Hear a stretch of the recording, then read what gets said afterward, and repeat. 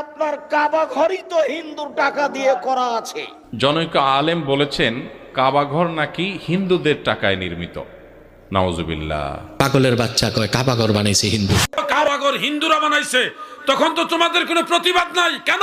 তোমরা কি মুসলমান না? কাবা ঘর নাকি হিন্দুদের টাকায় তৈরি করা হয়েছে। নাউজুবিল্লাহ। আল্লাহ তাআলা সাইয়েদনা ইব্রাহিম আলাইহিস সালামকে বললেন যে ইব্রাহিম, এবার আরো বড় একটি কাজে তোমাকে অ্যাসাইন করব, বড় একটি মিশনে পাঠাবো।